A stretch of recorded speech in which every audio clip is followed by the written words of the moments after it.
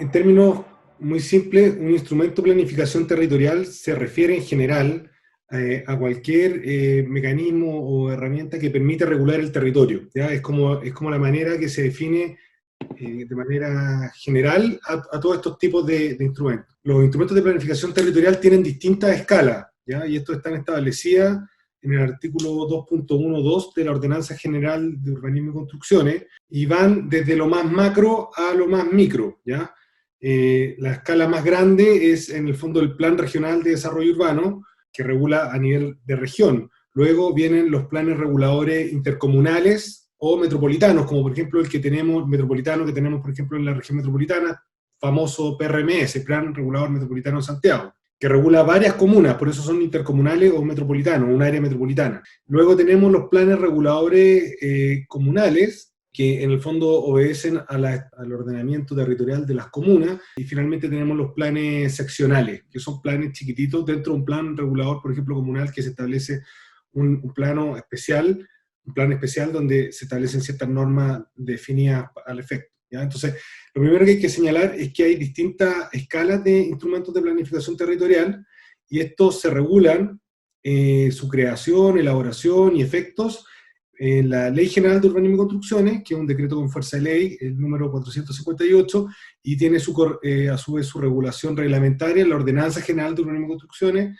que es un decreto supremo y que contiene estas normas de las cuales estamos conversando. Es muy complejo cómo se relaciona con el tema ambiental. A mí me parece que lo primero que hay que señalar es que los instrumentos de planificación territorial, antiguamente, antes del año 2010, constituían una tipología de ingreso de evaluación de proyectos al sistema de evaluación de impacto ambiental. Cuando se estaba elaborando un IPT, tenía que, a su vez, someterse al CIA. Pero la verdad es que el efecto o el aporte que le hacía el CIA a este tipo de proyecto era casi nulo o muy bajo, porque al final el CIA es un instrumento de gestión ambiental de carácter preventivo, pero que tiene como efecto evaluar proyecto a proyecto, ¿ya? Y principalmente verifica que se cumpla la normativa o que no se generen impactos significativos sobre determinados objetos de protección que están enumerados en la ley 19.300, en el artículo 11, como riesgo a la salud de la población, efectos adversos significativos sobre los recursos naturales, alteración significativa sobre los sistemas de vida y costumbre de grupos humanos, alteración a áreas protegidas o poblaciones protegidas, alteración al patrimonio y finalmente también al turismo o al paisaje. Entonces, es difícil cómo pensar que un IPT vaya a ir contra la ley, y también es difícil pensar que un IPT vaya a generar un efecto característico de circunstancias de esto que acabamos de hablar. Porque en el fondo, lo que hacen estos instrumentos de planificación territorial, como bien dice su concepción y su concepto, es planificar el territorio. El problema yo creo que tiene más bien que ver con que debido probablemente a nuestro régimen actual constitucional y al neoliberalismo que impera también en nuestra constitución, no existe mucha planificación por parte del Estado. ¿Qué significa esto? Que la planificación ha quedado bastante jibarizada, por decirlo de alguna manera, o minimizada, y que finalmente el mercado, la mano invisible de Adam Smith, la que tiene que ir asignando los recursos para que esto supuestamente se comporte de la mejor manera. Pero eso termina generando una tremenda desigualdad territorial, inequidad territorial y también una desigualdad social.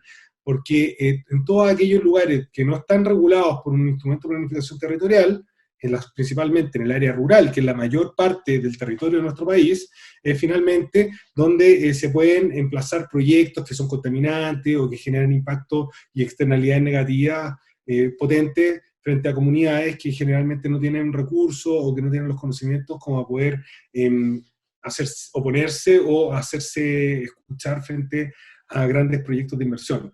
Entonces, lo primero que quisiera decir es que mi opinión es que la falta de ordenamiento territorial en nuestro país, entendido en los distintos niveles que hemos visto, ha generado problemas ambientales serios. Y ha generado también, a mi parecer, o ha contribuido también a generar las famosas zonas de sacrificio. Entonces, lo que tenemos que hacer es tratar de transitar hacia un sistema que sea más equitativo, que sea más justo, y en el cual también se pueda hacer una planificación territorial que también contemple la participación ciudadana, como lo lo tiene hoy en día, pero que también sea más expedito.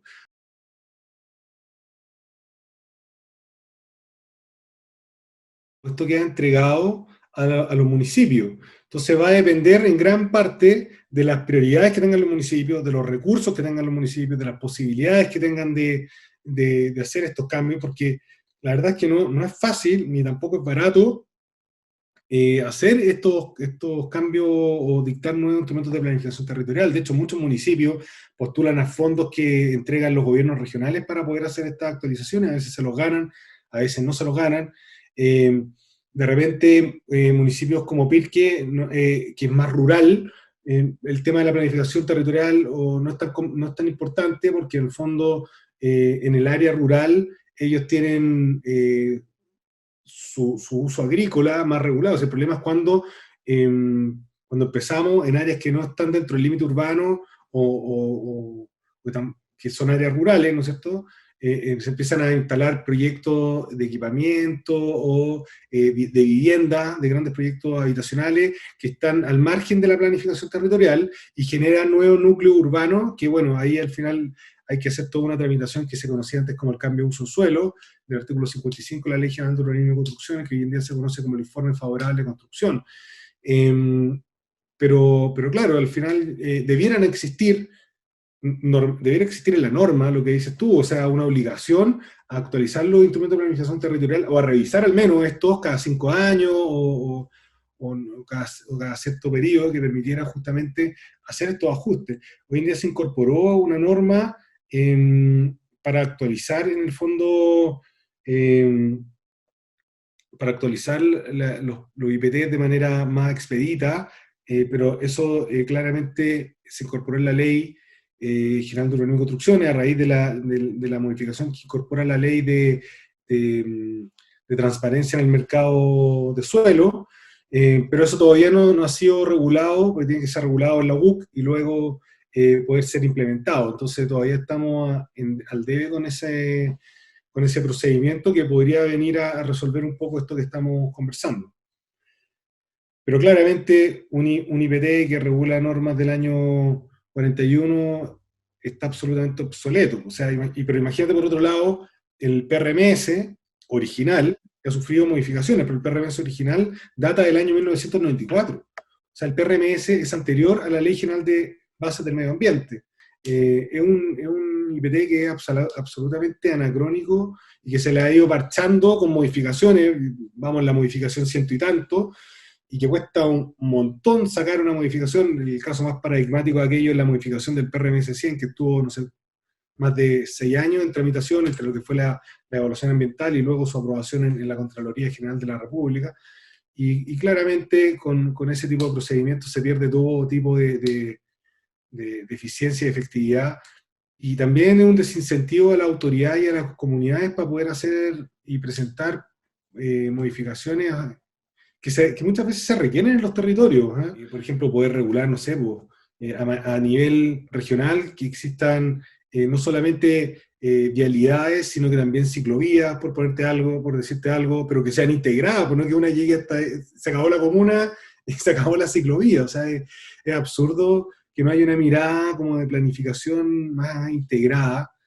Lo mismo con las áreas verdes que se puedan conectar, hacer, no sé, por lugares que haya mayor sensibilidad ambiental, generar corredores biológicos, áreas que justamente no se puedan edificar en altura, densificar en el centro de la ciudad y no hacia las periferias o cosas tan evidentes, pero para eso se requiere también tener una potestad legal que permita hacer todos esos ajustes de los que estamos conversando.